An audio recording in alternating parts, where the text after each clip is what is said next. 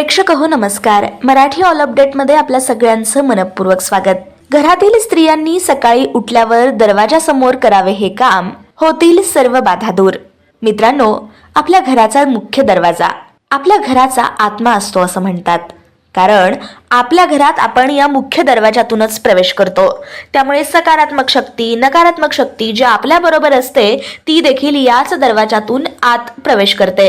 त्यामुळे या घरातील मुख्य दरवाजाचं स्थान, त्याची दिशा, त्याची निगराणी ही अगदी शास्त्राप्रमाणे असणं अत्यंत गरजेचं आहे. बऱ्याचदा यामध्ये असलेल्या काही त्रुटी आपल्या घरामध्ये क्लेश, कलह, मतभेद या निर्माण करतात.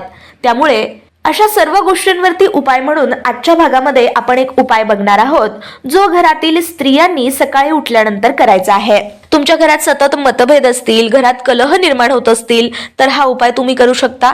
त्याचबरोबर घरात पैसा टिकून राहत नसेल, पैसा येत नसेल, घरात सतत एखादी व्यक्ती आजारी पडत असेल किंवा एकाचं झालं की एकानंतर एक आजारपण चालूच असेल, आजारपणासाठी पैसा खर्च होत असेल, उद्योगधंद्यामध्ये मंदी आली असेल, उद्योगधंदा नीट चालत नसेल, अचानक पैशाची आवक जावक थांबली असेल किंवा मग एखादी नोकरी तुम्हाला मिळत नाहीये, असलेली नोकरी जाण्याचे चान्सेस आहेत, एकंदरीत घरामध्ये सुव्यवस्थित वातावरण नाहीये, तर त्यासाठी हा उपाय तुम्हाला करायचा आहे. तर अत्यंत साधा सोपा असा हा उपाय आहे.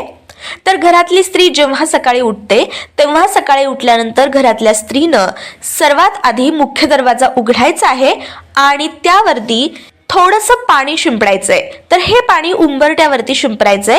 उंबरटा म्हणजे घराच्या मुख्य दरवाजाचा उंबरटा, जिथून आपण घरामध्ये प्रवेश करतो. तर लक्षात घ्या, पाण्याच्या ऐवजी तुमच्याकडे गंगाजल उपलब्ध असेल तर उत्तम. गंगाजल हे तुम्हाला कोणत्याही तीर्थक्षेत्राच्या ठिकाणी मिळून जाईल. जिथे पूजा विधीचं सामान असतं त्या ठिकाणी गंगाजल सुद्धा मिळून जातं. जर तुम्हाला गंगाजल शक्य नसेल तर तुम्ही साधं घरातलं प्यायचं शुद्ध पाणी वापरू शकता. तर हे पाणी अगदी थोडंसं पाणी आपल्या हातामध्ये घेऊन ते मुख्य उंबरट्यावरती शिंपडायचं आहे आणि त्या उंबरट्याला नमस्कार करायचा आहे आणि जी कोणती तुमची कुलदेवता आहे त्या कुलदेवतेला स्मरण करायचं आहे. हात जोडून त्या कुलदेवतेचं स्मरण करून घरामध्ये कायम सुख, समृद्धी, शांती, समाधान नांदण्यासाठी त्या कुलदेवतेची विनवणी करायची आहे. आणि त्यानंतर मग तुम्ही तुमचं सर्व घर झाडून घेऊ शकता, फरशी पुसून घेऊ शकता, आंघोळ करून तुमच्या दैनंदिन कामाला सुरुवात करू शकता.